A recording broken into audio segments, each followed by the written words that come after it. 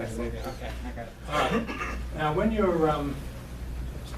you're bouncing off the trampoline and you push on your partner's body and you find the root and you push off, your timing's inside the springs of their body. You know, like jumping on a trampoline, you time the springiness and you push off the canvas. You touch and you time and you spring off. There's a frequency, a feeling inside that tendon alignment, which when you hit that key, their balance pops. And it has to do with the elasticity and springs. When we walk, we're projecting off our elasticity and we're projecting our balance out. When we stop, we connect in and everything stops and those springs stop. So in order to move balance, there's this frequency inside of elasticity that gets subconsciously activated to move. We have to hit that frequency.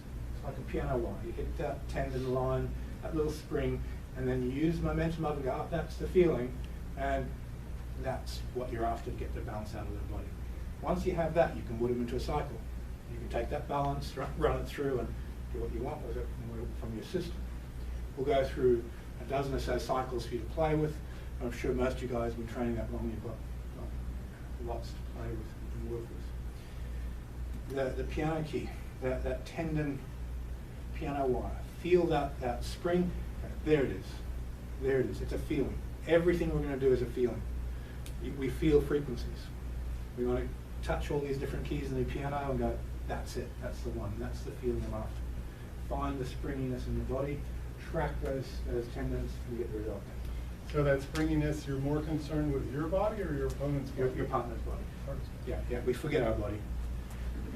Could you say a little more about how you're inducing that response? When you were doing the previous Mechanical. exercise of jumping, that's obviously mechanical. But I don't see a lot of overt movement when you put your hands on yourself. Because you're feeling it. When I'm there and I push off, I'm feeling the springs. Now if I touch and bring up, then the balance it up, and I go back, bring it down. Touch, bring it up, and balance it up, and back down again. Now when you do this, you're gonna be very clearly to see how tight a person's balance is. Some people go, and it'll just be a few millimeters, an inch. Guys are really good, it's an inch. People who are naturally out there type people, their mind's like a meter around them.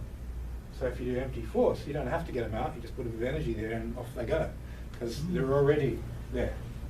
1% of people, you don't have to touch them, you just project a bit of energy and they're going to go. About 10%, you've got to just go up, there it is, and you can use the empty force principles to move them around easily. 1% on the opposite end of the bell curve, they're tough, they're really, really tightly grounded in. And someone who's done a lot of balance work and they've really aligned those stabilizers, they've got a strong magnet that holds their center of balance and the center of mass together. And they're much harder to influence. That's why Tai Chi Master on YouTube, they're not going to demonstrate on just anyone. They're going to go, yep, it's going to work on him. No, not going to work on him. And they run that thing. And then they go, okay, I'll demonstrate on this person, or this person, or this person. And usually it's only for students, because they know their frequencies, they know their susceptibility, there's a bit of behavioral conditioning happening in the background as well. Have all those things. Everything we want to, our biggest enemy is behavioral conditioning. If you want a real response, you've got to get that out of the way. So please no one do this unless someone does it to you. And there's a very, very definite mechanism that makes that happen. But very rarely do I see the mechanism and that happening together. It's usually, I'll feed you, and they start hopping. And, oh, you're hopping. I didn't do that energy, I did a different one. So it's, yeah, you've got to use an athletic feed. When you push into a person by feeding, bounce myself off, my natural thing is to ground and come back to here. Now if he makes me not ground, and I sort of go, oh, what happened there? He had an energy pattern running that was affecting me.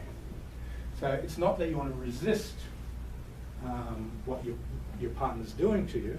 You want to be an observer to it, but you have to be very, very careful about conditioned responses. Most of the Chinese guys that have come to the workshops, you put a little bit of energy into them and they have that pop, pop, pop, pop, pop thing, because that's what they do in their school, but I didn't run an energy for that to happen. It activated the subconscious behavior. Aikido guys, they're under energy and they do a roll. That's their behavior. That's the way they're conditioned to respond. So you have to be very, very sensitive to this within your body, very sensitive to it within your training partner, and it's not wrong for them to respond with auto response. That's the way we're conditioned. You know, that's the way we normally operate. But you want to recognize it. Did he make me do that, or did I do it to myself? Most of what we're going to do here is very, very, very clever connections into the body with this energy and really intelligent body mechanics to shoot it first. And then we release that. Once you've released it, you just energy's left over and you get energy effects. But you want to have good body mechanics, you want to have good logical ways of getting into the system, understand how these things work, break them down, use intelligence. Forget about all the chi type intrinsic energies, mystical stories and so forth. They all come off of science. There's a logic to it. And you want to have your intuition and your logic harmonized, working together. And when those two work together, you can move between thinking about it and feeling it. Thinking about it, feeling. When you're feeling, your intuition is what's going to guide you. That's the thing that's going to get you there. And you want to keep feeling, feeling, feeling. We experience frequencies. The frequency of energy vibrates through feeling. Everything is feeling. Once you have the feeling of this is the way his tendons control the frequency of his center of balance and his center of mass, and you can pop that frequency, hit that piano key, the person comes up. Then they're susceptible to the next cycle that we're going to run through. You have to activate this one first. Okay. I'm sorry, quick question. When we do understood relaxation internal, when we have our hands on our opponent, are we emitting energy at that point, or is it just for sensitivity purposes only? Yeah, when you touch a person's feet, you have to project a force there. Right, understood. So if you stand in front of a tree and you shake the tree a bit, you can feel the leaves.